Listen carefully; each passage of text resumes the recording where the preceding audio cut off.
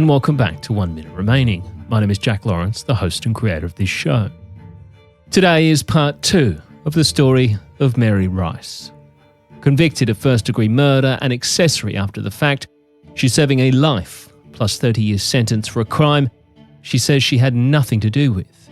In fact, she says she was another victim of a violent and volatile man named Billy Boyette, who would go on a murderous rampage that would end in 4 women dead and him taking his own life in a siege within a motel room. Guilty is the verdict for Mary Rice. She's the woman who went on a multi-state killing spree back in 2017. The trial not lasting long before Rice was convicted. She will spend the rest of her life in prison for murder and 30 years for accessory after the fact.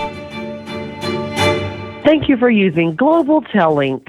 Hello. Hey. How are you? How are you doing? I'm doing okay. That's good. It's taking us a minute. That's all right. These things happen. I'm so used to it. It's okay. I understand that although you might be incarcerated, there are still things going on in your life, and they don't sort of revolve around talking to me. I first heard about Mary through Doris Moore. Doris and Mary are incarcerated together in Florida, along with Kimberly Boone and Amelia Carr, who I've also spoken with on OMR. All of these ladies are housed in what's known as the Incentivized Program, a place within the prison where incarcerated women with clean records for behaviour and conduct can be housed, where they are granted access to a few extra creature comforts that otherwise wouldn't be on offer in general population. Although undoubtedly slightly more comfortable are the surroundings, all the women have told me that it isn't really all that it may seem, as within the program there are high tensions between themselves and often the guards who watch over them. I asked Mary about her own experience within the program. And how do you find that? Because I know it can have its ups and downs. Yeah, it does. So we have good mattresses. We do have a chance of, well, at first they were allowing some of us to sign up. The people that had a long time, they were allowing us to sign up to take some classes over at the Main, for which they do a lot of schooling over there. They have classes for like manufacturing, heavy equipment, stuff like that. They were allowing us to go over there across the fence and take some classes. But now it's for people with short time only for rehabilitation. So if you have a long time, they're not allowing us to do that. That used to be a perk. It's not a perk now. I hope that one day it goes back to being a perk that we're allowed to do, because people with long sentences really don't have a lot of going back into society things that they offer, especially for women. Men more than women. So it's supposed to be a more relaxed environment. It's not. Yeah. Yeah, it's more stressful over here. So it's like they don't like the incentivized program. The officers don't. So they come in and they're like, oh, because you're incentivized. Oh, because we never said that. So why do y'all keep coming at us crazy like that? Yeah. And I hear that you tend to get threatened with it a lot, you know, that you'll be taken out and all the rest of it. Yeah. So they're real petty about things. And do you get along with most of the ladies that you're locked up with? I do. I mean, I get along with everybody, but I kind of stay to myself, too, at the same time. Yeah. So, yeah. Better that way. Because people come, well, there's a lot of, you meet someone and then they have a short time and then they're gone. And so it's hard to really make a relationship with somebody, really, you know, because they're in and out. It's like a revolving door, you know. So I try more to make friends with people that have a long time than people with short sentences. But, you know, you can't pick who your friends are, so it's whoever you get along with. You know, I don't get along with a lot of them because a lot of them are cranky old people or, you know, they're just tired of being in this place. I get it, you know, but you have to make the best of it, and you can't wake up bitching and go to bed bitching. It makes for a bad day. So in our previous episode, Mary had told me about how she had started conversing with Billy Boyette. Billy was serving some jail time, and she'd been introduced to him by a mutual friend. Later reports would suggest that Mary's brother had in fact been the one to introduce her. However, Mary says this isn't true. In fact, it's completely the opposite. She says that when her brother found out that she'd been talking with Billy, he told her in no uncertain terms to stop all communication with him. She tells me that her brother and Billy had history, and it wasn't good history. In fact, there had been a physical altercation involving her brother and a friend of his, and Billy Boyette. She says that she did indeed stop speaking with Billy, which she says he wasn't overly happy about. So she says she stopped all contact and had not spoken with Billy, who was now out of jail, until a month before the incident that would see her incarcerated when her friend, Stubbs, was at her house. So it was not until like a month before I was kidnapped that Stubbs was at the trailer and needed a ride. Neither one of us had a license, and I didn't have a car. My car had locked up on me and everything, so I couldn't drive it. Plus, I didn't have a license. I was working on getting a hardship license, but I didn't have a vehicle that was running. So Stubbs had asked Billy Boyette. He had asked me if he could come over and pick him up. Out of respect for me, he was like, "Hey, can this person come?" And I said yes. So he did. Stubbs met him in the front yard. Then a week later, Stubbs had told me Billy Boyette had some Xanaxes for sale. So I didn't do pills or anything, but if I could get them for cheap enough and then turn around and sell them for extra money, I'm fixing up my place and everything. I'm a single mom. I'm limited income, everything. So I would do that. I would buy something for cheap and then I would turn around and I would sell it. So he had told me that he had those. So I said yes. This is when I met Alicia Greer. I only met her one time, and that was this day, and because they were her Xanaxes actually. So she had come over and to actually come inside and sold them to me. The first and only time I had met her, and Billy Boyette was with her. Let me see. Okay, and then after I got the Xanaxes, they left.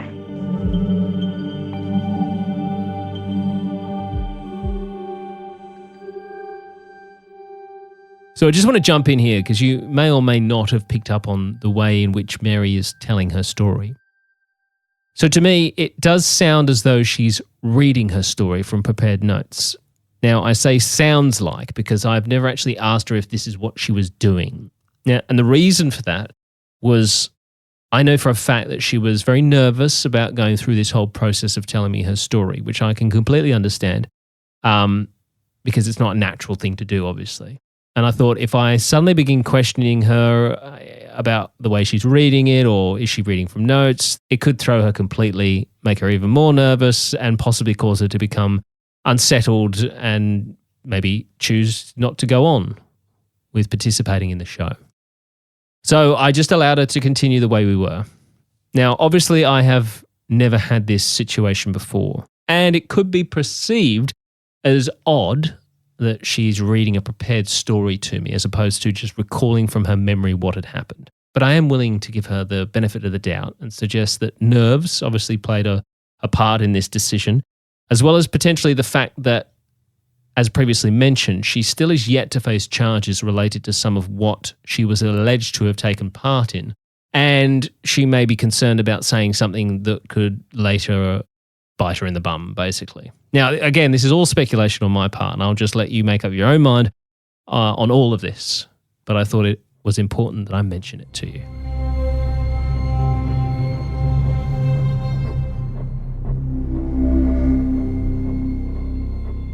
So Mary purchases the Xanax from Billy Boyette and his friend Alicia Greer.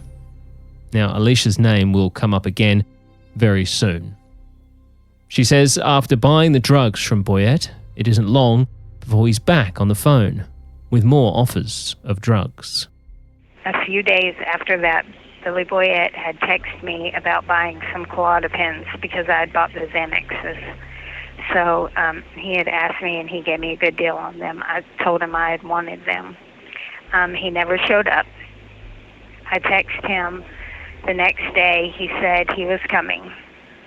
Well, it was getting late and I had to go to work, so I was mad, and being a smartass, I text something along the lines of, "This is why we're not fucking." I was being a smartass, and like, "Oh, this is why nothing's going on."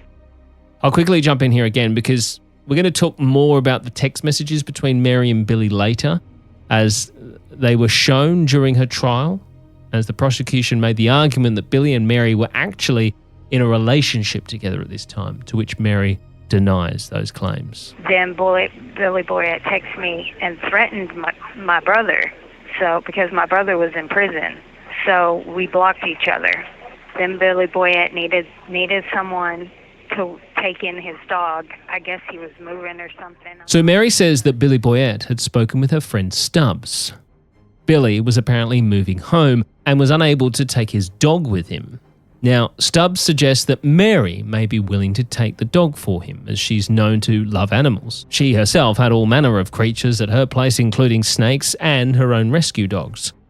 So Stubbs calls Mary on behalf of Billy to talk about the dog. She says Stubbs tells her that Billy really isn't a bad guy, and would she consider helping him out. So she says she agrees to have them both over for breakfast to discuss her taking the dog for him. After that, they left. The next time I seen Billy Boyette was when he brought his dog to my house. Because he had, first we talked about it, and then he brought his dog over. We made sure that they got along before he left. So whenever the dogs got along and everything else, then I was late for work. I knew I wouldn't have time. See, I walked to work. So with him being late getting there with the dog, that made it late for me to go to work in the afternoon. So I had asked him if he would give me a ride to work because I wouldn't have time to go. And he said he would. My friend Donna had showed up to see if I needed a ride, and I told her I was going to get a ride from Billy Boyette that day to go to work because, I'd already asked him. The next time Billy Boyette had called me about bringing the dog some food because we had talked, and he was like, "I'll bring, a big, huge bag, like a 10, pound bag of dog food for your dog, my dog, to help you out and everything else." Well, me struggling with money, I need that. I told him I was at work to come by after I got off. Now, I worked nights and would not get home until after like 12:30 at night. So it was already morning when he got there. He said there was a lot of cops out. He wanted to know if he could stay. I said, "You've got to leave. You can't stay." He agreed, because I'm trying to honor my brother still at the same time, because my brother, if he tells me that someone is not good news, he's normally right, because he knows that he's had a problem with this man. So, and I'm trying really not to have contact with him, but, the dog situation. So I agreed. Before he left that morning, he had asked me if I would wash some of his clothes for him and that he would pay me. I said I would. So around, I think it was January 27th or so, he had brought me his clothes to wash. The next time I seen Billy Boyette was when he broke into my trailer with a gun in my face.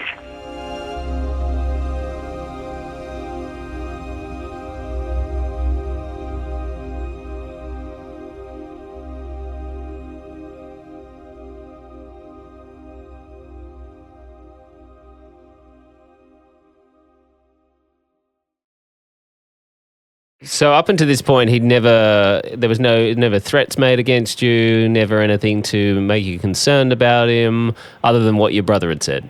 Right.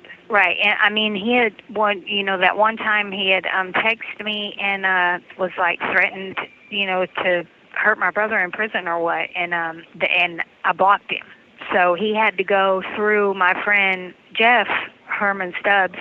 He had to go through him in order to talk to me about the dog and everything, because I wasn't having any contact with this man, but the next couple of times that I did have contact with him, Jeff was there, and then it was, then he had brought the dog by, and then after that, he had brought dog food, stayed a couple hours, then left.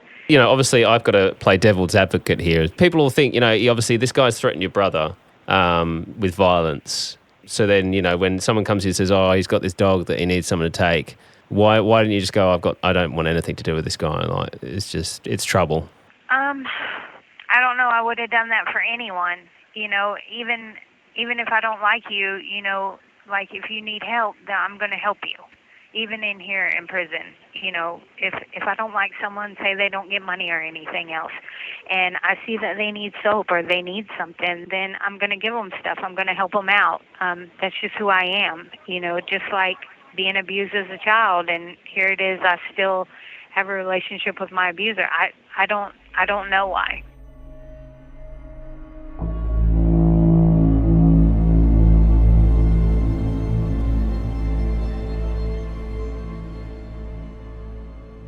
It's January 31st, 2017, at the Emerald Sands Inn in Milton, Florida, just off Highway 90. In the office at the motel, the phone rings. It's one of the motel guests. They tell the lady at the front office that they think they heard what sounded like multiple gunshots coming from one of the rooms. So the worker grabs her keys and makes her way to the room where the guest says they believe the noises came from. As she gets to the door, she knocks 3 times. When there's no response, she carefully opens the door. And what she finds is truly horrific. 2 people covered in blood who appear to be dead. She quickly shuts the door and calls her manager, who tells her to call the police immediately.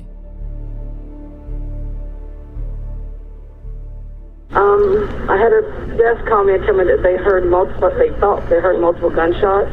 So I grabbed my key and I went down there and I knocked 3 different times like I was supposed to. And all I did was put the key in the door, open the door, and I see her laying halfway in the bathroom, him laying in the bed, and everything's covered in blood. One's in the bed and one's on the floor. So my manager said to call you. Okay. How many gunshots did you hear? They said like 5 to 7. Are they dead? I don't know, ma'am. I didn't walk in. Okay, and are you like a manager or something? No, ma'am. I was on her way and she said to call you. Okay, and anybody else in there that did the shooting? No, ma'am. I didn't see anybody. All I did was open the door and close it. After what you saw, that's all you did? Yes, ma'am. When I seen them, all I did was lock the door back and I just closed it and I called my manager and she said to call you. Do you know who stays in that room? Yes, ma'am. Let me run in here and I will get their paperwork. Her name was Jack. Now I'm in the front office. Front office. So Jacqueline Jeanette Moore, does that look like that was her? I don't know. I didn't check her in. Miss Carolyn checked her in yesterday morning. Okay, and the other person's name? I don't know. Did they look dead to you? Yes, ma'am. They look dead. Both of them. Unbeknownst to police, or Mary at the time, the 2 victims, Alicia Greer and Jacqueline Moore, had been murdered by Billy Boyette, shot with a .38 caliber revolver. Alicia Greer, as we know, has already been mentioned once before. Mary had met her during an exchange of some Xanax. Alicia and Billy began dating around Thanksgiving of 2016. The relationship was violent and volatile, with Billy being known to often abuse Alicia, choking her, beating her, and even one time kicking her to the face. Alicia had decided she needed to get away from Billy and cut all ties with him. So in the meantime, she wanted somewhere to essentially hide until she could make permanent arrangements to break away from him. Her friend, Jacqueline, was trying to help her hide from Billy. And so she went with Alicia to the Emerald Sands Motel. Billy had somehow managed to find out where Alicia was hiding and had gone to confront her, armed with a revolver. Alicia told Billy she was done and wanted no more to do with him. And Jacqueline, being the good friend, stuck up for Alicia and told him he needed to leave. Billy became enraged and shot both women at almost point-blank range, killing them instantly. Now, a News 5 crime alert tonight. 6 shots and 2 dead at a Gulf Coast motel. Now investigators are trying to figure out exactly what happened. It happened this morning at the Emerald Sands. We are here at the Emerald Sands Inn along Highway 90 in Milton, and that's where investigators are working a very active crime scene. Right now they have few details. Residents at the Emerald Sands Inn watch investigators as they try to solve the mystery of what happened in a motel room. He then jumped in his car and was now headed for Mary's home.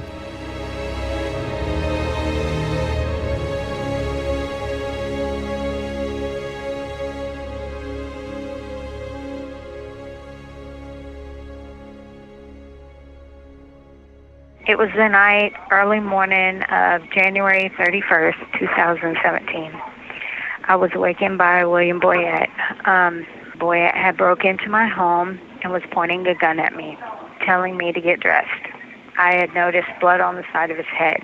I believed it was his because I was unaware of anything that had happened. You know, I didn't know about Emerald Sands or anything. He had a crazy look in his eyes. Boyette was... He went to my stove, which had a hand towel hanging on it.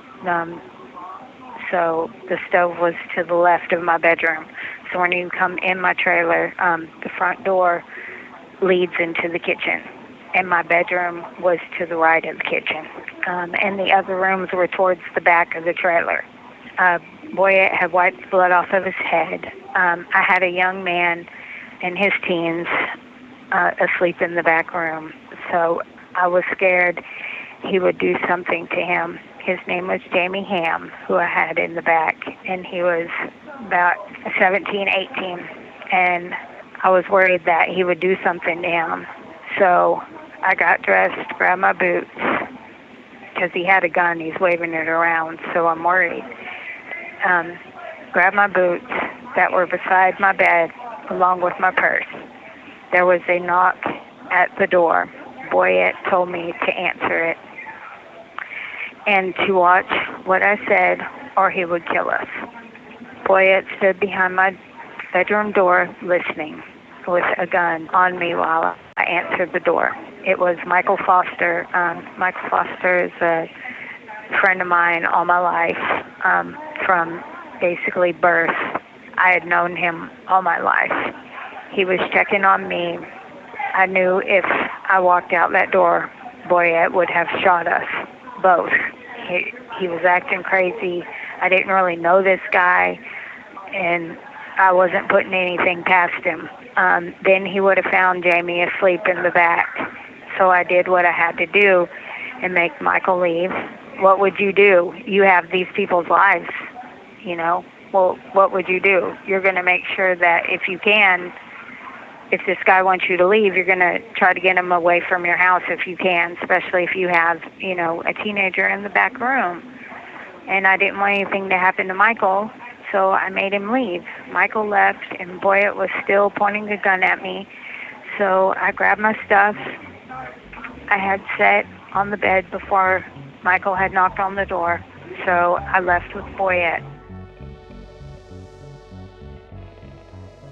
So Mary is now in Billy's SUV, and the pair are heading out of town. Mary says that Billy tells her that he has people watching her kids who are staying with her mother-in-law, and that if she didn't do as she was told, her family would be dead. She says that Billy tells her the address of her mother's house. She says that this must have meant he'd been following her, as she'd never taken him there or told him where she lived. Boyette also let me know that he knew which bus my kids rode, what school they went to, along with where they lived at the time. Boyette told me the prison my brother was in, that he could get to him before anyone else would be able to protect him. And I believed him. I believed his threats, and I would rather he kill me than any of my family members. If somebody was watching my family and everything, and all he had to do was make a phone call and have something happen to them, there's no way that I could get to them in time, you know? So there's no way, as a mother who has lost a child already, that I would even chance anything happening to my children, period. That's not an option. So Billy Boyette kept driving towards down south. Billy Boyette would reach over and hit me out of nowhere. Boyette drove. He always drove throughout the whole eight-day nightmare that he had me. I remember we stopped somewhere around, I want to say somewhere around like City for something to drink. Boyette parked where he could see me in the store. It was just a little gas station. Boyette had told me I best not do anything stupid. CCTV footage from numerous establishments would play a key role in this case later on. It wouldn't take authorities very long to have a suspect from the double homicide at the Emerald Sands Motel. Billy Boyette's now deceased girlfriend, Alicia Greer, had in fact been hospitalised just 10 days prior to her death after she was assaulted by Billy. She had in fact made a complaint against him to the police and was pressing charges. Once police looked him up, they realised they were dealing with a man with a very violent criminal history. He'd been arrested in Santa Rosa County in 2014 on charges of probation violation and battery. In 2015, he was again arrested, this time in Escambia County, Florida, for aggravated assault, battery, 2 counts of aggravated battery, kidnap and false imprisonment, as well as obstructing justice. And this was just the tip of the iceberg, as Escambia County Sheriff David Morgan told reporters at a press conference. This gentleman has a long criminal history going back to 1992. We cannot release all of that information at this time, but I will tell you those individuals in law enforcement are referred to as frequent flyers. Little did police know at the time, but this nightmare had only just begun. And for Mary, it was continuing. As she says, Billy Boyette forced her to take drugs to keep her under control. When I got back in the SUV, I got hit in the stomach. Boyette reminded me he was not playing with me. Boyette mixed some pills and a drink. I was drinking. It looked to be like Xanax bars or something. It was like little white pills or whatever. Later, I would find out that they were Dilaudid because they were found in his bag. Boyette made me drink the mix. Boyette kept saying to himself it was an accident, looking at me crazy shortly after I fell asleep. When I finally woke up, we were down south towards Tampa, Orlando area is where I want to say. I was still groggy. Boyette stopped by a CVS after a little while. He wanted me to get him a prepaid phone with minutes. Boyette told me to be quick about it, act normal, do not bring any attention to myself, that if he seen any sign of cops or anything, he would make one phone call and I would never see my kids again. So, and he would text somebody, so I knew that he was in contact with someone else. There was someone else that he kept staying in contact with. So I really believe that he would have killed my kids. He kept telling me that he would make sure that I would never see them again. I was scared of him, and I believed he would kill my family. So I did as he wanted. When I got into the SUV, he gave me a crazy look. Boyette drove off. I believe we were heading north this time. Not sure. Boyette had handed me a Xanax, told me to take it. And I didn't really take pills, so, when he would give me these things, they would really, really mess with me. Then he drove down the road a ways, not very far from the CVS. He pulled into a Walmart. Boyette wanted the phone that I had just got to get activated. So he couldn't activate it. He had tried and he couldn't do it. And he had told me that he would be in there with me.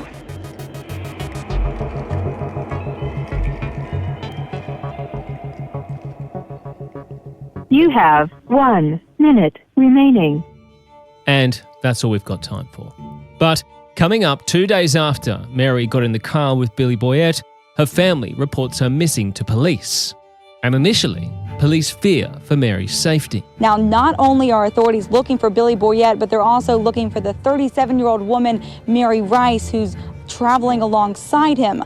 Now, I talked to Mary Rice's brother. He said their family is just beside themselves for any information because at this point, they don't know if she's dead or alive. Plus, Billy takes the third of his 4 victims. Well, the pair was seen yesterday morning at a Hardee's at Pine Forest Road at Interstate 10. That's right off exit 7 on I-10.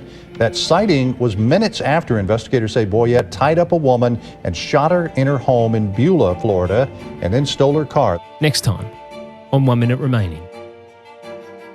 1 Minute Remaining is a Mashed Pumpkin production, created, hosted and produced by Jack Lawrence. Audio and sound design by Jack Lawrence and Dom Evans of Earsay.